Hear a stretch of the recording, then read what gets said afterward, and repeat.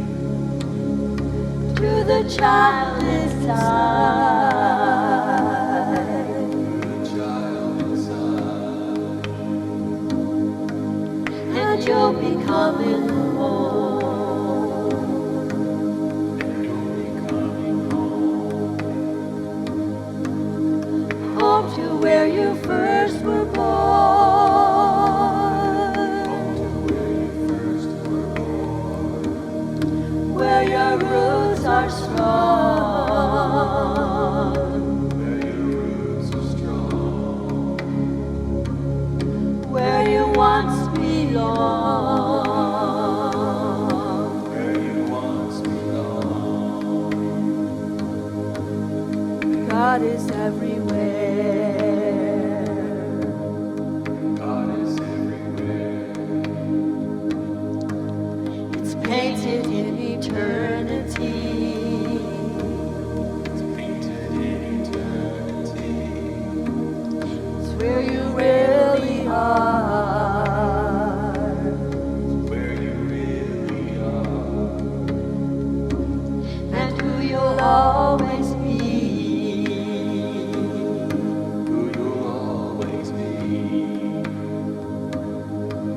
Return to your soul.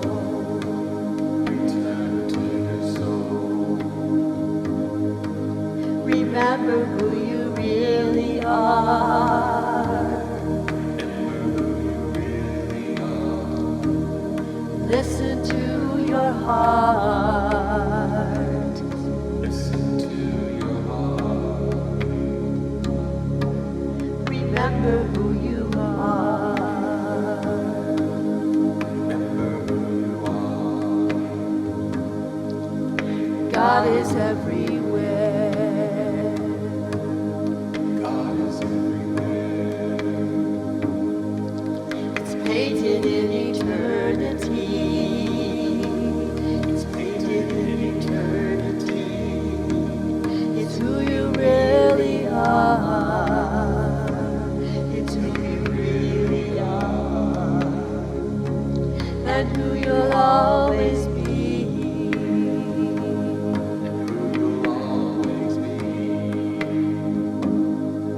Return to your soul. Return to your soul. Remember who you really are. Remember who you really are. Listen to your heart. Listen to your heart. Remember who you are.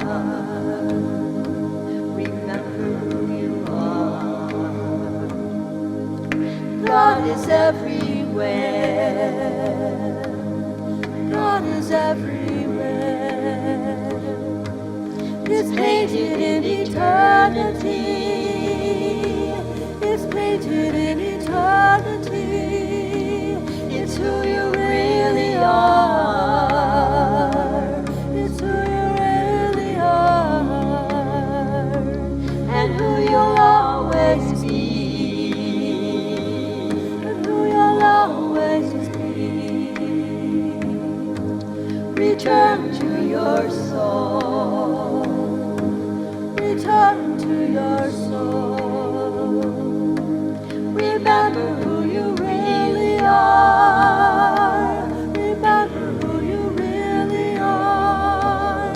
Listen to your heart. Listen to your heart.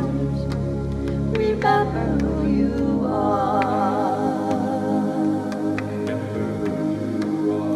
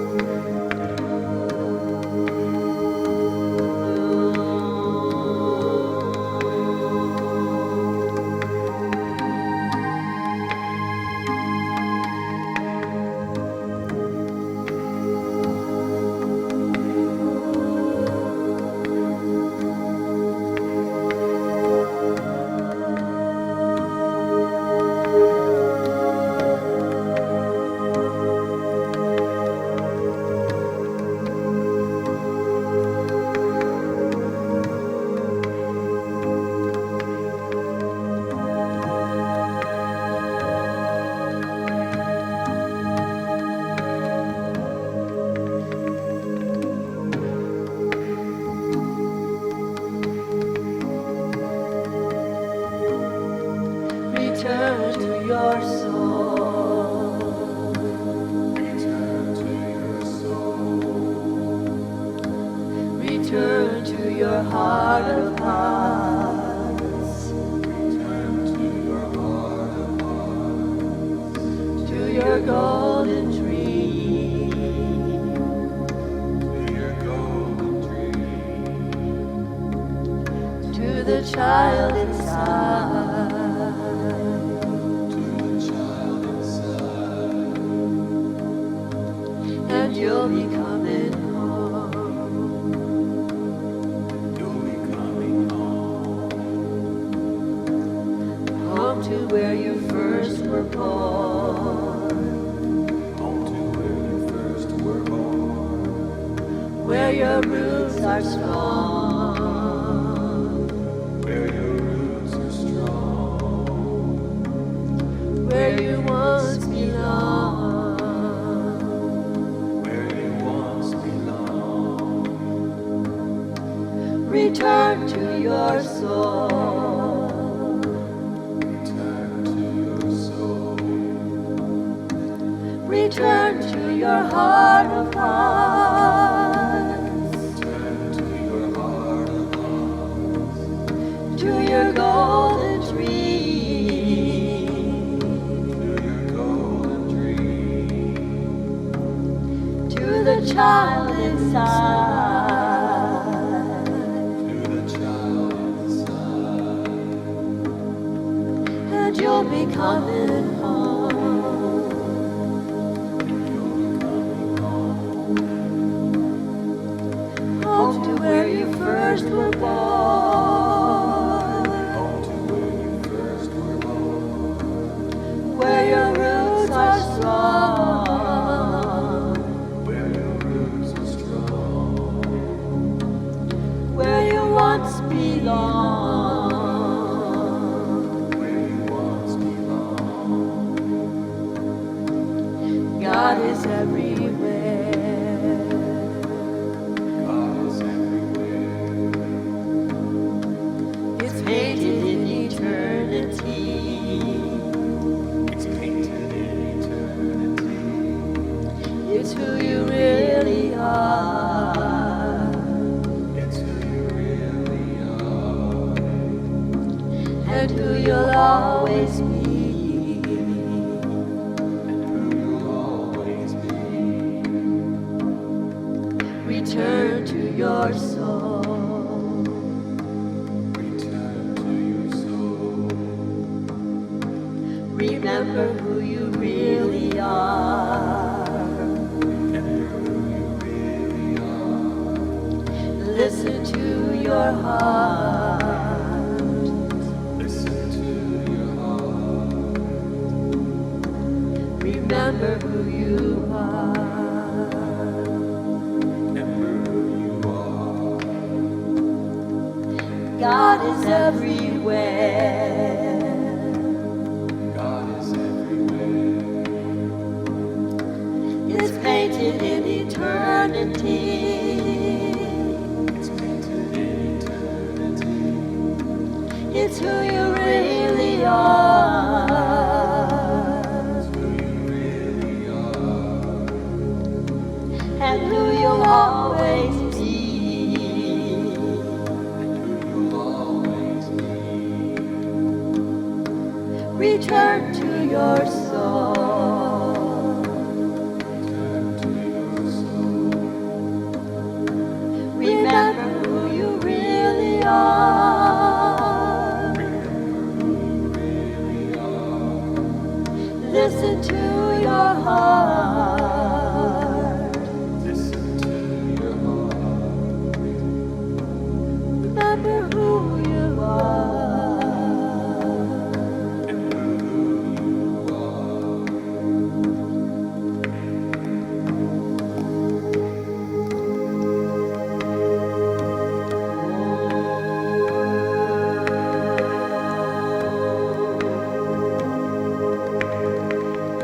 Oh.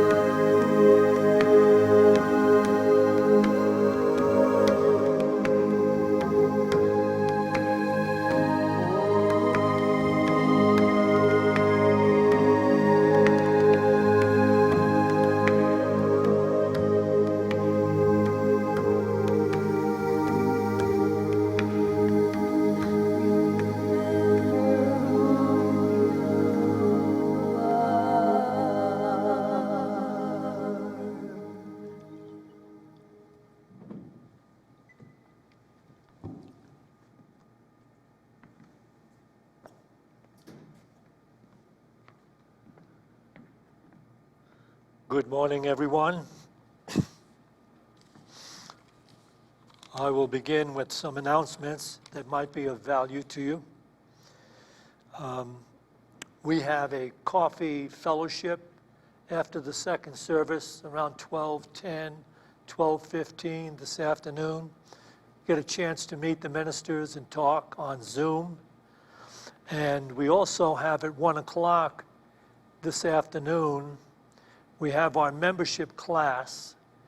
And you don't necessarily have to be deciding to be a member. You can just join the class using the same link to Zoom that you can get at unityofboulder.com. If you just go there, you can pick up the link to Zoom, join us for the fellowship, and later at 1 o'clock, you can enter the class being given by Rev.Jack Groveland. It's a very interesting class about the history of the Unity movement and the two mystics, Charles and Myrtle, who were the founders of the Unity movement. Also, every Tuesday and Friday at noon, we have a coffee with the ministers. Same thing, it's on Zoom. You can tune in and share with us any thoughts you have. And we can just have a good time there as well. I will remind you that these are times that have affected our Unity Church Center. We've had to close down the entire physical church center, and we're operating as best we can to bring all of our services to you on virtual, like through live stream, which you're probably watching right now, or Zoom, or Facebook, or YouTube. So this change has required a lot of us, but we still have to be concerned about paying the expenses for running the physical building and the staff, which we're hoping not to have to lay anyone off. So we appreciate it if you would, following the service, find the donation button on your screen and make a donation to Unity of Boulder.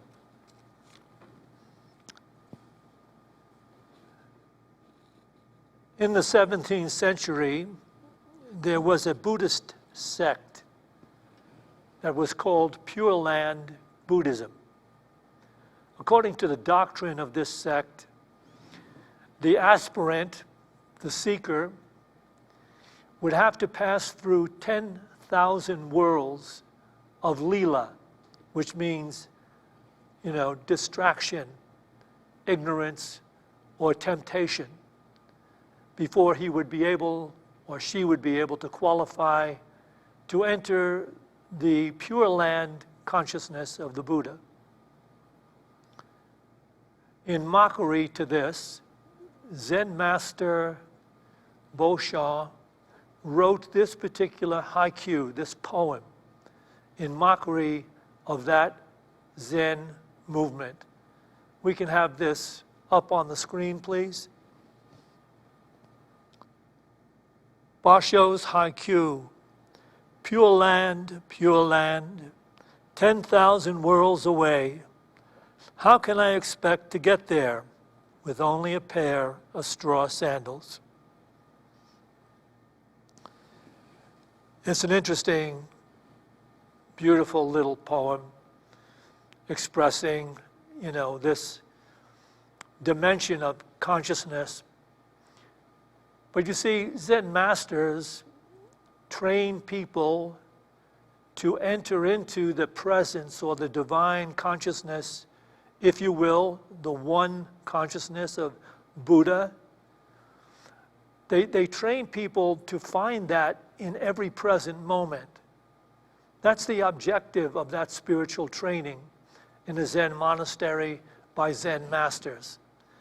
As it turns out, Unity has the same objective: to bring people into that awareness of the presence of God, who is one in all, in this very moment and every moment, regardless of conditions or circumstances. But unfortunately, Unity cannot hire Zen masters to do the teachings to the people. So what they do is they gather people like myself to be ministers and put us through a crash program where we learn how to act like enlightened Zen masters. And we have to we have to cross our legs. We don't use a pulpit for this ministry.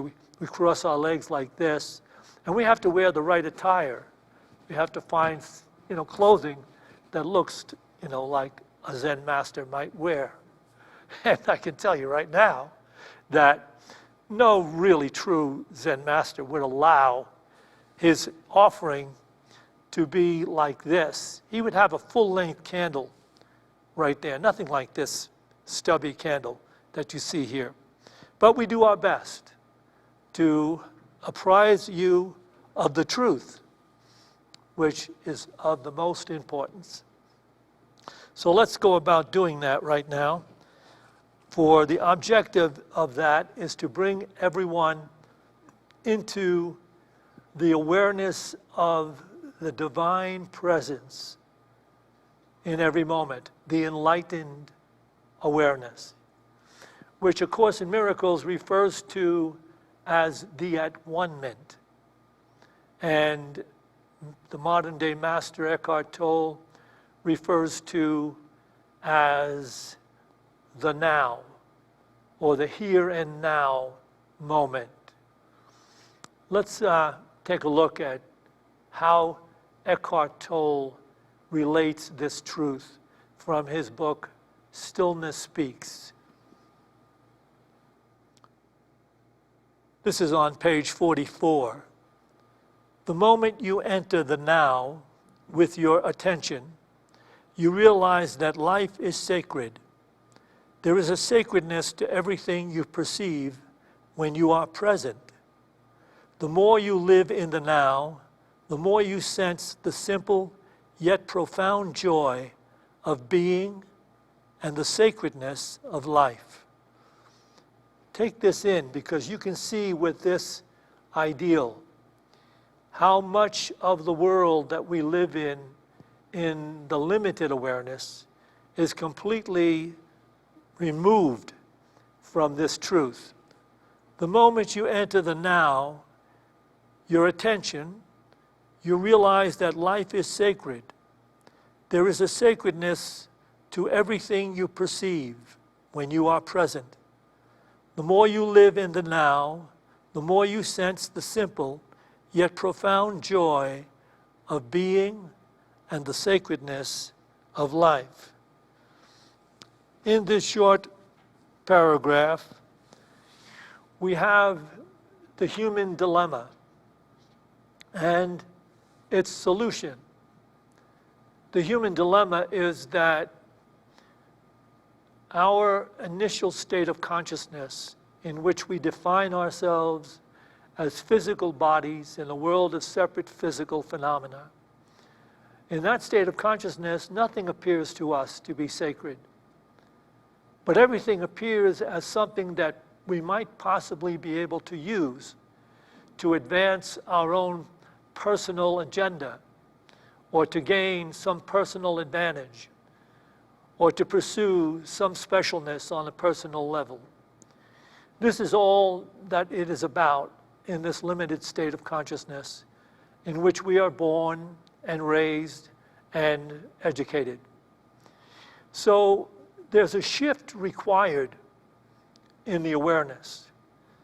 It is this shift, this conversion from that limited definition of life, that is required for us to enter the more refined, expanded awareness of the divine. Doing that, we cease to be mentally bogged down in materialism. By doing the spiritual practice that we advocate, people begin to rise in consciousness out of that limited mental perception of separation, which generates fear and generates worry and concern. So we're in the process of doing that in Unity. And we do that because it is the most important aspect of life. We see our destiny as divine beings, transcending the limited state of consciousness we were born into.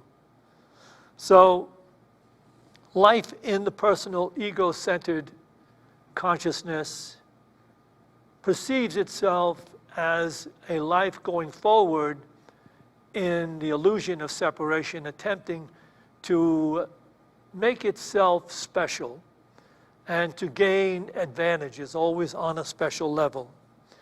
Thus, an unenlightened person fluctuates with the changing tides of circumstances. So they are tossed to and fro by the changing tides of circumstances, and they have no recourse but to find a great deal of conflict and unhappiness in their pursuit of the ego-centered agenda. Of course, divine love, healing, and peace, which are the destiny of every human being, is there for us if we are willing to begin to take to task our own awareness. And of course, we have such teachings from the beginning of time, all the way down through all time, that call us to this more refined level of consciousness. We can see that in this next PowerPoint. You can read this in the Gospel of Luke, chapter 17, verses 20 to 21. Being asked by the Pharisees when the kingdom of God was coming, he answered them, "The kingdom of God is not coming with signs to be observed, nor will they say, 'Lo, here it is,' or 'there.' For behold, the kingdom of God is in the midst of you." And the actual Greek wording for that means the kingdom of God is within you. In the Gospel of Thomas, it is written that the kingdom of God is all around you, but you don't see it. And that is because in the unenlightened state, we don't look upon anything as sacred. We only look upon everything from a utilitarian perspective.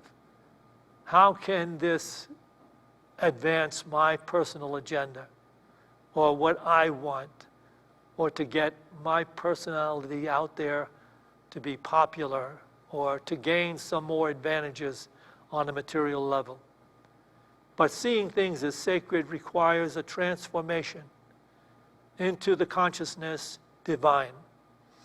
And so that is what this is all about. What it's actually saying is, the kingdom of God is not coming in some way outside of you to see. You will not be able to grasp it the way you might be grasping for the material side of life that will, advance your personality and your ego. But it will come from within you, for it exists in the very midst of you. At the core of your being, there is this divine nature. Call it your soul nature, made in the image and likeness of God. And appealing to that, bringing that forth into our conscious awareness, will bring us into a recognition that everything we look upon is sacred, worthy of our compassion, consideration, and love. So as we go about our journey, this whole truth is spoken to us in such a way that it requires us to look to take to task our own awareness, to make this shift in consciousness, and that would open the way for us to experience the divine joy and peace that is promised to us by the masters down through the ages. There's a beautiful true story about a man who lived in the 17th century. His name was Nicholas Herman. He actually was just a regular, ordinary person of very little means. And he was born and raised during the time of the great 30-year war in Europe, which was a horrible time to be alive. And he was inducted into the army and had to serve in that war. And it was after that that he joined the Carmelite order in Paris, France, where he received his moniker, Brother Lawrence. And it's interesting to see how this transformation from this ordinary foot soldier and this particular Brother Lawrence came about. I will share this with you from a small book that was compiled. These are the letters compiled from Brother Lawrence and some of the interviews that he held with people who took down the notes and the truths that he was sharing. But this little book titled The Practice of the Presence of God is a compilation put together by the vicar of the Carmelites. Often in these times, we seem to be grasping at straws in our weak attempts to meet the terrifying demands of a world seemingly at odds with creation and its creator. Brother Lawrence lived in an era that must have been equally soul-shaking. He began life as Nicholas Herman in Lorraine when the province was French. In his boyhood began the 30 Years' War, which converged on all of Europe with terror. No doubt he took part in that war because he was at first a common soldier. In these conversations and letters from Brother Lawrence takes us intentionally into the struggles to meet God until at last he himself did find the love of God in every moment, in the most menial tasks, in everything that occurred in his life. He was able to find God. And this particular awareness so influenced and inspired the people around him that they requested him to write them letters and help them through their own lives and difficulties. At the age of 18, Brother Lawrence, this was at a time when he was surrounded in the horrors of that 30-year war, he looked upon a tree that was barren and bleak in the winter visage. It had no leaves, it had no fruit. And looking upon that tree, in that time of great despair, something cold with him rose within him, and he realized that that tree would return to life in the spring, that it would have leaves and blossoms and fruit. And that, that seeming incidental revelation opened his mind to realize that the presence of God was everywhere and in everything. And so from that point on, he began to look and live in that awareness. And as it happens when we have an epiphany like that, it takes some time for us to gain all of that truth and that awareness that brings us into the joy of living in and from the presence of God. And so that's what he did. And following his tour in the military, he entered the Carmelite monastery, where he was immediately assigned to duties in the kitchen. Not the easiest of duties, but this was his assignment. And this is what he had to say about his life as a Carmelite monk in the duties of his kitchen work for years and years and years. The time of business does not with me differ from the time of prayer. And in the noise and the clatter of my kitchen, while several persons are at the same time calling for different things, I possess God in as great a tranquility as if I were upon my knees in the Blessed Sacrament. And this must have been true because of the things that people wrote about him and the truths that were revealed in his letters to the people that requested help and insight from him, and to the conversations he had with some people that were forlorn about life. This book never would have been written by Brother Lawrence. When you received a letter from him, it was under the absolute auspices that you would never show it to anyone else. But of course, after his death, the vicar of the Carmelites decided that these beautiful letters should be revealed to the public. And so they were put together in a book titled The Practice of the Presence of God. And that was done by the vicar, the Grand Vicar of the Carmelites. In concluding this, I want to share with you the truth that we embrace in unity. Can we take a look at this on the PowerPoint? This will be our final sharing. You can read this in the old Course in Miracles text 359 or the new edition, page 385. Heaven is not a place nor a condition. It is merely an awareness of perfect oneness and the knowledge that there is nothing else, nothing outside this oneness and nothing else within. What could God give but knowledge of himself? What else is there to give?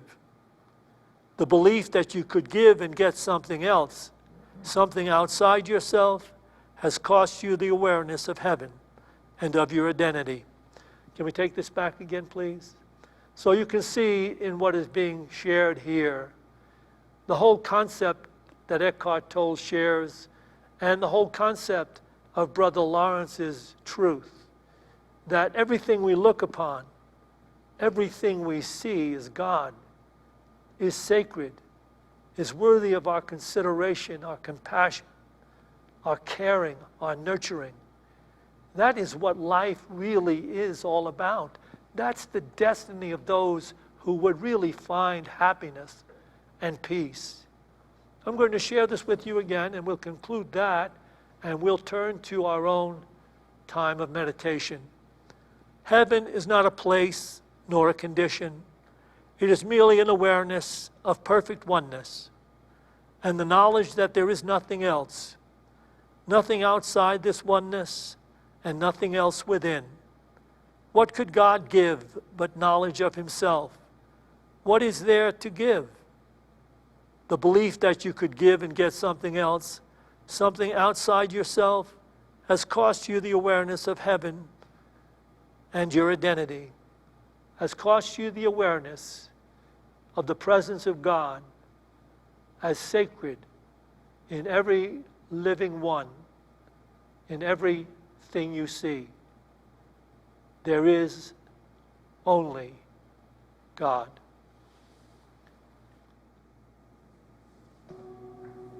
Let us begin to move with these chimes from these Tibetan bowls as you rest into the present moment and enter into meditation.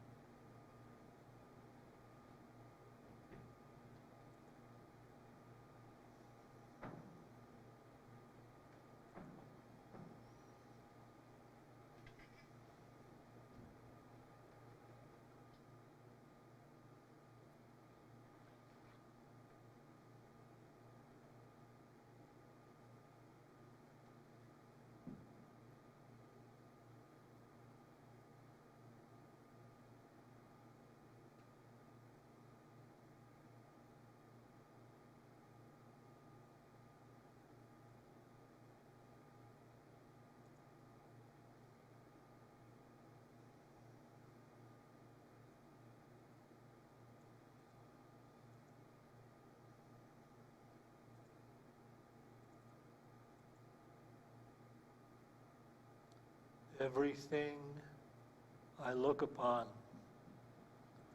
everything I see is only God looking back at me.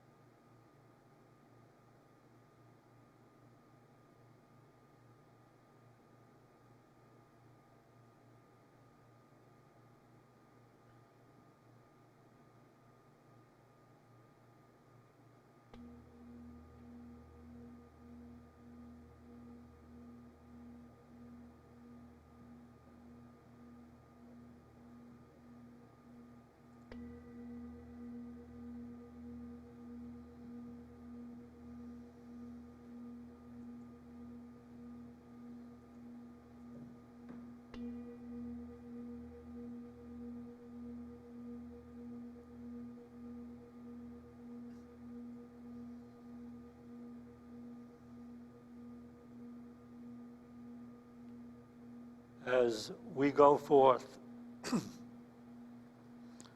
from this meditation to those places we occupy in time and space. Let us go forth with a greater determination to practice the presence of God in all that we do, and learn that whenever negative emotions arise, we can pause and look upon our thoughts and dismiss any thoughts that hold us in separation from our brothers and sisters and life in general. That is our practice. That is our calling. And in concluding this, I will share with you these announcements again. You can join us, the ministers, following the service, the second service, at about 12:10, 10 minutes after 12, in Fellowship Hall. We'll have tea and discussion there over Zoom. And then at 1 o'clock, you have the opportunity to tune into the membership class being given by Rev.Jack Groveland. And that membership class has the same link on Zoom that we have for the fellowship following the second service. So just go to unityofboulder.com and hit that link and join us for the fellowship and join us for the membership class. Again, we have on Tuesday and Friday at noon another Zoom meeting at noon, so we can stay connected with each other through this time of challenge. And finally, again, let me remind you that all of our expenses are just about the same now that the entire operation here at the physical plant is shut down. So if you can, find the donation button on your screen and make a donation to Unity of Boulder. Thank you.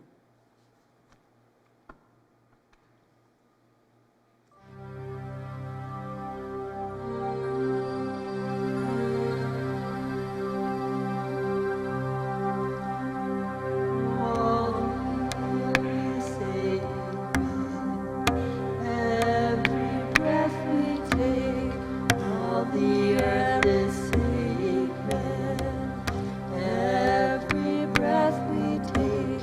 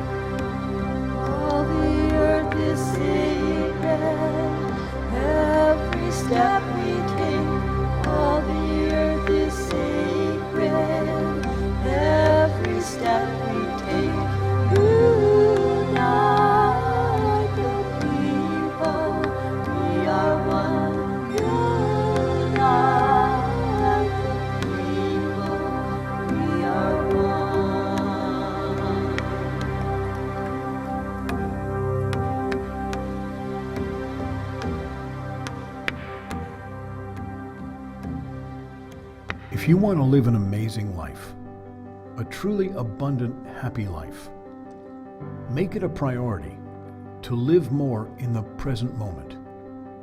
You don't need fancy cars. You don't need millions of dollars. You don't need things. All you need is within you now. All you need is this very moment, right now. This precious present moment. To be part of all the miracles that are around you, and indeed a part of you right now.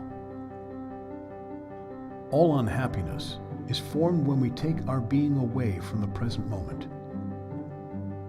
Stress, disappointment, and anger when we think about events of our past that we have no control over right now. Anxiety or worry when we think about the future, also of which we have no control over right now. Most of us seem to be always searching for someplace else, some better moment in the future. But that moment never comes. Because when that moment comes, we want more. When we just stop and appreciate everything in this moment, everything most take for granted, like the life in our bodies, like the energy inside us, like the miracle of human life, like the miracle of creation, the wonder of this universe, the wonder of you being able to communicate to all parts of your body without speaking a word, the wonder of our senses, the sun, the rain, the air you breathe in right now. When we can truly grasp this powerful present moment, there are no problems. There are only miracles. Many think being lost in the present moment might eliminate any chance of growth or success in their life. However, the opposite is true.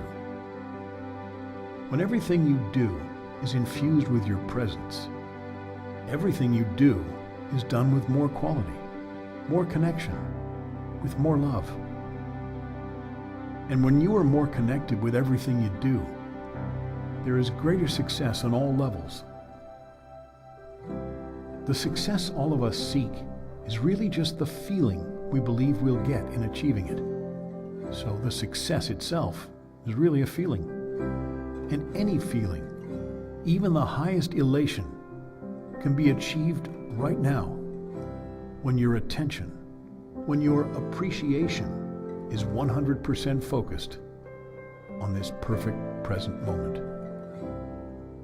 When we stop seeking an endpoint and instead make each moment an end in itself, when we can appreciate the journey so much that a destination is not needed, the journey is the new destination, a new miracle. That's what life is really all about. Making the most out of each moment, appreciating the wonder and miracles in each moment.